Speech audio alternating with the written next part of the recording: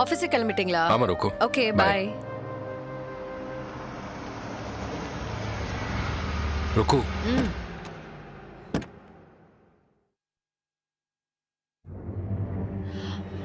பல்லவி வாங்க வாங்க வாங்க உள்ள please. வாங்க.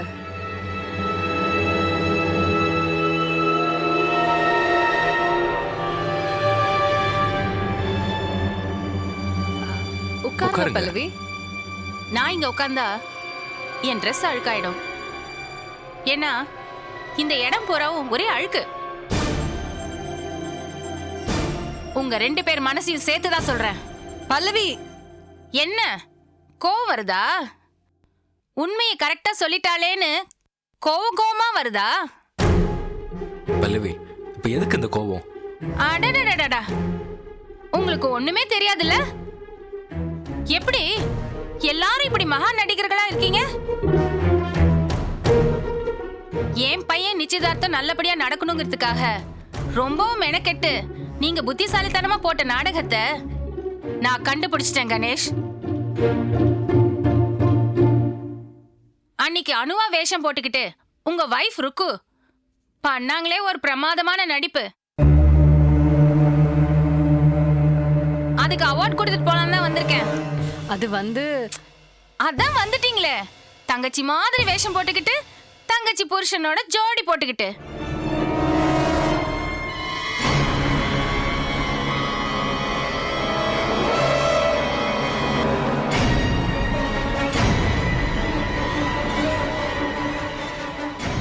ஏன் சார் உங்களுக்கெல்லாம் வெக்கமே இல்லையா? உங்க வைஃப இன்னொருத்தர் வைஃபா நடிக்க அனுப்பி வைக்கிறதுக்கு. ஆனா அது அனுவோட உயிரை காப்பாத்தணுங்கிற ஒரே நோக்கத்துக்காக தான். அத போய் இப்படி அசிங்கப்படுத்தி பேச உங்களுக்கு எப்படி மனசு வந்துச்சு? உங்களை நான் அடிச்சதுக்கு மன்னிப்பு கேட்டுக்கிறேன். ஐ அம் ரியலி வெரி சாரி. ஆனா என் மனசு வலிக்குது பல்லவி. நீங்க இப்ப சொன்ன வார்த்தையால எங்க 2 பேரையும் நெஞ்சிலேயே அடிச்சிட்டீங்க பல்லவி. அத நீங்க முதல்ல உணர்ந்துக்கங்க. போதும் இந்த பசுப்பு வார்த்தை எல்லாம். என்னாலே உங்களை திருப்பி அடிக்க முடியும், ஆனா நான் அடிக்க மாட்டேன். உங்க அளவுக்கு கீழ்த்தரமாலாம் என்னால இறங்க முடியாது. இல்ல பல்லவி நான் போதும், என்ன அடிச்ச அடி உங்களுக்கு வேற எங்கேயாவது கிடைக்கும். கடவுள் ஒண்ணு சும்மா விட மாட்டாரு. இத பாருங்க, இனிமே என் குடும்ப விஷயத்துல யாராவது தலையிட்டீங்க நல்லா இருக்காது. சொல்லிட்டேன். ஆமா. என்ன பல்லவி மிரட்டுறீங்களா? அனு ருக்குவோட சிஸ்டர். அவ லைஃப் நல்லா இருக்கணும்னு நாங்க ஆசைப்படுறோம். அதுக்காக தான் ராஜாவோட விஷயத்துல நாங்க இன்டர்ஃபியர் பண்றோம். அத நீங்க உங்க குடும்ப விஷயத்தை இன்டர்ஃபியர் பண்ணதா நீங்க நினைச்சீங்கன்னா அத பத்தி எங்களுக்கு கவலையே இல்ல. உங்களால என்ன பண்ண முடியுமோ பண்ணிக்கங்க. அவர் உங்களுக்கு சப்போர்ட்டா இருக்கிறதுனால எல்லாருக்கும் நான் இலக்காரமா போயிட்டேன்ல. இதுக்கெல்லாம் நீங்க ஒரு நாள் பதில் சொல்லி ஆகணும்.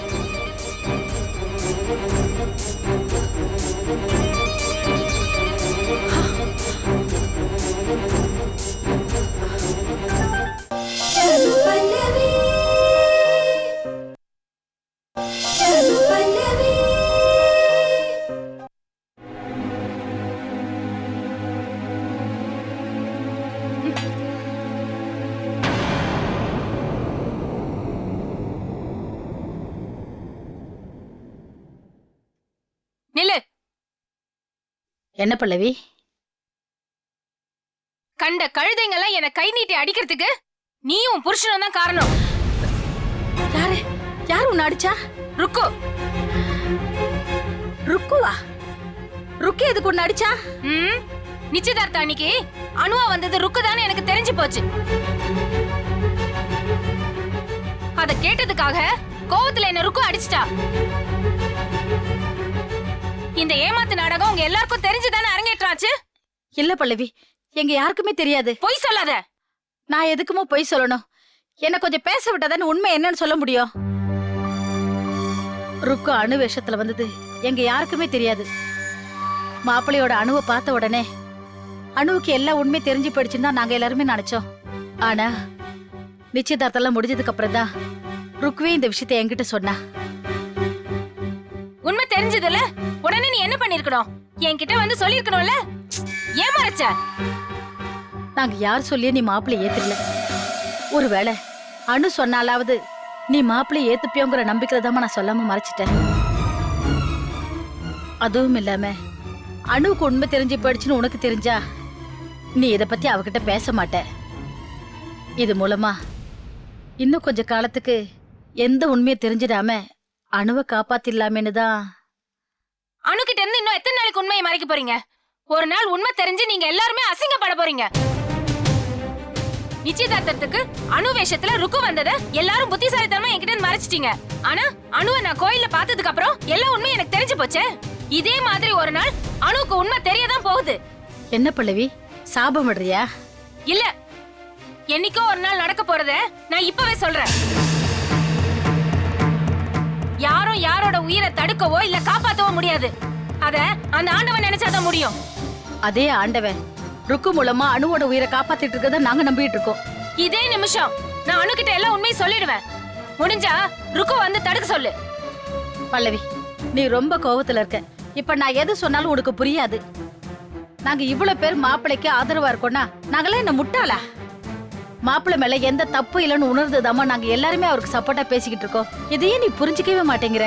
என்ன அணு கிட்ட உண்மையை சொல்லிடுவேன்னு பயந்துட்டியா? அப்படியே சமாதானமா பேசிட்டு இருக்க. உனக்கெல்லாம் சொன்னா புரியாதுடி. பட்டு அனுபவிச்சாதான் புரியும். பட்டு தொலை.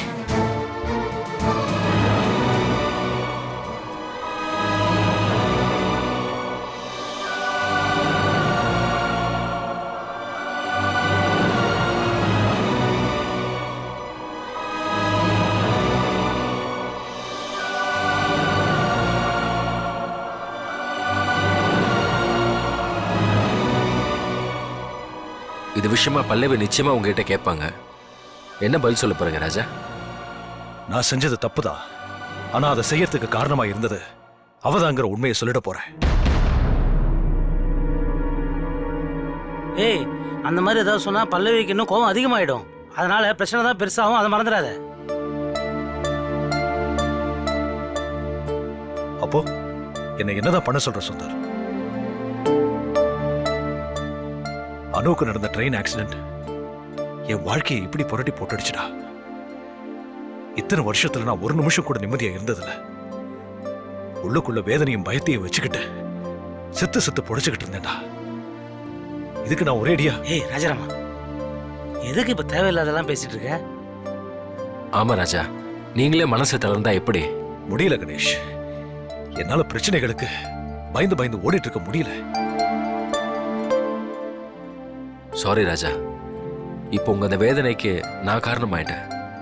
என்னங்க நீங்க எதுக்கு சாரி கேக்குறீங்க? நீங்க சொல்றது நல்ல ஐடியா தான். அதனாலதான் நிச்சயதார்த்தம் நல்லபடியா நடந்து முடிஞ்சது. ராஜாராமா, கண்டதையும் போட்டு மனசை குழப்பிக்காத. பல்லவி இது விஷயமா உங்ககிட்ட எது கேட்டாலும் அவளை சமாதானப்படுத்துற மாதிரி எதையாவது சொல்லி சமாளி. இது ஒன்றும் பெரிய விஷயமே கிடையாதுடா. பசங்களை பாரு, 5 பேரும் எவ்வளவு தைரியத்தோடையும் தன்னம்பிக்கையோடயும் இருக்காங்க. இப்படிப்பட்ட பசங்க இருக்கும்போது நீ எதுக்குடா தேவையில்லாம கலங்குற? கரெக்ட் தான்டா. என் பிள்ளைகளும் என்ன புரிஞ்சுக்காம போயிருந்தா என் வாழ்க்கையே எனக்கு நிச்சயமா நரகமா தான் போயிருக்கும். ஆனா என்னால அவங்களோட சந்தோஷம் நிம்மதி எல்லாம் பறி போகுதேன்னு நினைக்கிறப்போதான். இல்ல ராஜா, பசங்க 5 பேருமே சரி, தங்களோட நிம்மதி சந்தோஷம்னு தனியா எதுவும் பார்க்காம எல்லாருமே முக்கியமா யோசிக்கிறது 2 குடும்பத்தோட நிம்மதியும் சந்தோஷத்தையும் தான். யாரு பல்லவியா? ஆமா. பேசுங்க. ஹலோ, உங்ககிட்ட பேச வேண்டியது இருக்கு. வீட்டுக்கு வாங்க.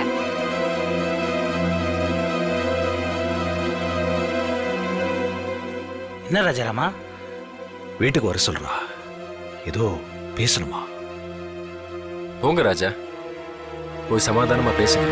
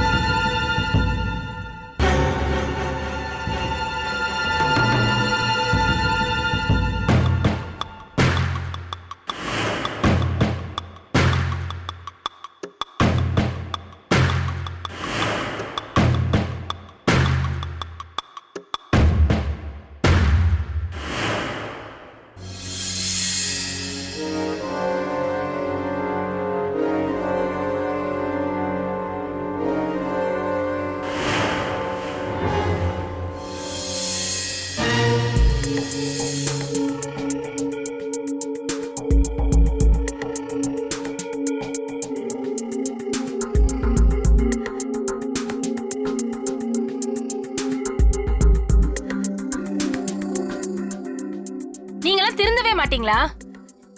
எந்த தைரியத்துல நிச்சயதார்த்த அன்னைக்கு அணு கெட்டப்ல ருக்குவ கூட்டிட்டு வருவீங்க?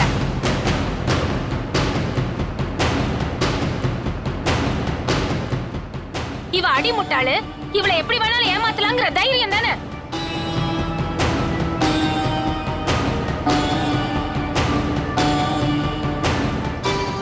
உங்களோட அயோக்கியத்தனம் எனக்கு தெரிஞ்ச மாதிரி ஸ்ரீநிதி வீட்டுக்கும் தெரிஞ்சிருந்தா என்ன ஆயிருக்கும்?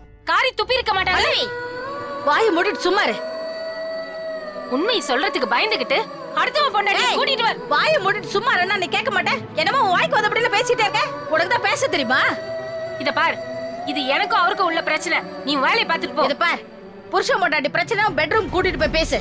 வீட்டு ஆம்பளை நடு ஹால்ல நிக்க வச்சுட்டு உன் இஷ்டத்துக்கு நீ பேசிட்டே போவ. அத குடும்பத்துக்கு மூத்தவங்க பார்த்துட்டு கண்டு காலமா அவங்க வேலையை பார்த்துட்டு போணுமா? என்னது என்னது என்ன சொன்ன? குடும்பத்துக்கு மூத்தவங்களா? யாரு நீ? நீயும் உன் புருஷனும் இந்த குடும்பத்துக்கு மூத்தவங்களா நடந்திருந்தா இந்த அசிங்கம் அவமானம் எதுவுமே வந்திருக்காதே. போதும், எல்லாம் போதும். கார்த்திக் கல்யாணம் முடிஞ்ச உடனே பிரியாவுக்கும் சட்டு புட்டுன்னு ஏதாவது ஒரு வரனை பார்த்து அவளுக்கும் கல்யாணம் பண்ணி வச்சிடணும். அதுக்கப்புறம் உங்களுக்கும் எனக்கும் எந்த ஒட்டும் இல்ல, வரவும் இல்ல. அதுக்கப்புறம் நான் செத்தாலும் நீ வராத, நீ செத்தாலும் நான் வந்து பார்க்க மாட்டேன். பல்லவி, உங்க நல்லவர் தியாகி வேஷமெல்லாம் இனிமே நான் நம்ப தயாரா இல்ல. நான் இவ்வளவு தூரம் பேசிட்டு இருக்கேனே, வாய் திறந்து ஏதாவது ஒரு பதில் சொல்லணும்னு தோணலையா உங்களுக்கு? அந்த அளவுக்கு அலட்சியமோ அழுத்தமோ இருக்கு. பல்லவி, இப்ப கூட எந்த விஷயத்திலையும் உன் விருப்பப்படிதான் நடக்கணும்னு ஆசைப்படுறேன். இதுல நான் சொல்றதுக்கு என்ன இருக்கு? ஒரே ஒரு விஷயத்தை மட்டும் தெளிவா சொல்லிக்கிறேன். உன் சந்தோஷத்தின் நிம்மதியும் நான் எந்த வகையிலையும் கெடுக்க மாட்டேன், குறுக்கவும் வரமாட்டேன் பல்லவி.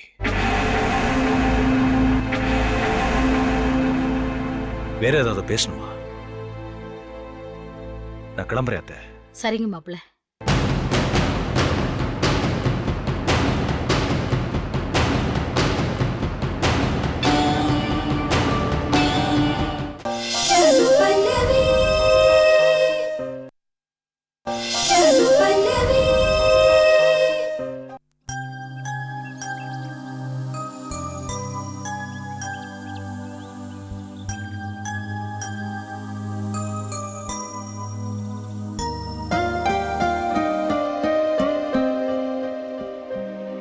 அம்மா சாப்பிடுவாம்மா?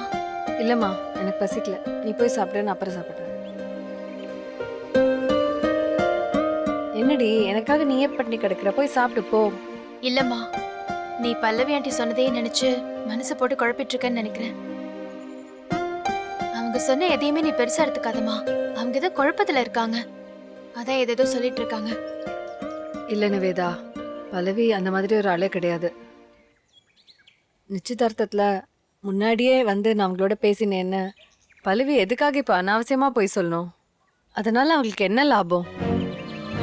பல்லவி ஆண்டி போய் சொல்லிருப்பாங்கன்னு நானும் நினைக்கலம்மா. ஒருவேளை ஏதாவது குழப்பத்துல சொல்லிருக்கலான்னு தான் சொல்றேன் நானும். அப்படி என்னடி குழப்பம்? ருக்குவை பார்த்து பேசிட்டு ஒருவேளை நானே நினைச்சிருப்பாங்களா? அதுக்கும் சான்ஸே இல்லடி. ஏன்னா பல்லவிக்கு ருக்குவை ரொம்ப நல்லா தெரியுமே. இல்லம்மா, பெரியம்மா என்கேஜ்மெண்ட்டுக்கு போகவே இல்லை, எனக்கு நல்லா தெரியும். ஏன்னா அன்னைக்கு அவங்க எனக்கு தான் ஃபோன் பண்ணி பேசினாங்க. நிச்சயதார்த்தம் நல்லபடியா முடிஞ்சுதான்னு கேட்டாங்க. நீங்க போலையான்னு கேட்ட நான் கூட இல்லைன்னு சொன்னாங்க. இங்க பாருமா, பல்லவி ஆண்டியோட கோவமோ வருத்தமோ எத்தனை நாளைக்கு இருக்க போகுது? அதெல்லாம் சரியாயி மனசுல இருக்கிற குழப்பம் தீர்ந்து அவங்க தெளிவான சூழ்நிலைக்கு வரட்டும். அப்புறமா என்ன ஏதுன்னு அவங்க கிட்டயே கேட்டு விசாரிச்சுக்கலாம். அது வரைக்கும் தேவையில்லாம ஏமா இந்த கவலையெல்லாம் தலையில தூக்கி வச்சு சுமந்துட்டு இருக்க? என்னம்மா, சாப்பிட்டதுக்கு அப்புறம் டேப்லெட்ஸ்ல வேற போடணும். நீ சாப்பிட மாட்டே நட முடிச்சா எப்படிமா? உனக்கு குணமாக வேண்டாமா உடம்பு? ப்ளீஸ்மா, வா போலாம். இல்ல நிவேதா, நீ போ.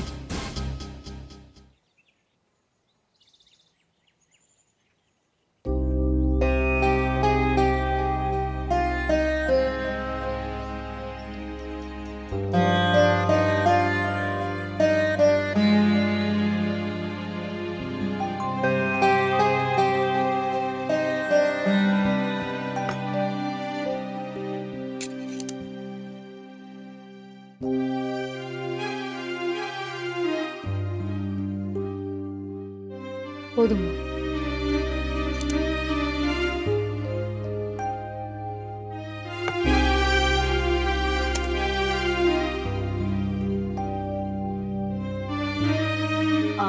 நிவேதா, நீ உட்கார, சேர்ந்து சாப்பிடலாம். இருக்கட்டுமா, முதல்ல நீ சாப்பிடு.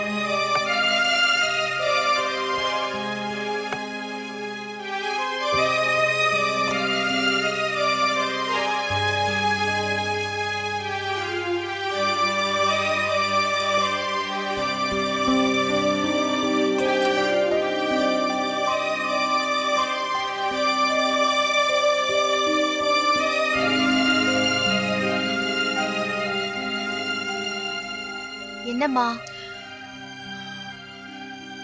முடியல நிவேதா. ஏம்மா இப்படி பண்ற? சாரிடி. நீ இப்படி இருக்கிறத பாக்கும்போது எனக்கு ரொம்ப பயமா இருக்குமா. இப்படியே இருந்து நீ உன் உடம்பு சீரியஸ் ஆக்கிக்க போற. என்ன பண்ண சொல்ற? நல்ல ஃப்ரெண்டா பழகிட்டு திடீர்னு அவங்க உதாசனப்படுத்தும் போது மனசு வலிக்குதுடி.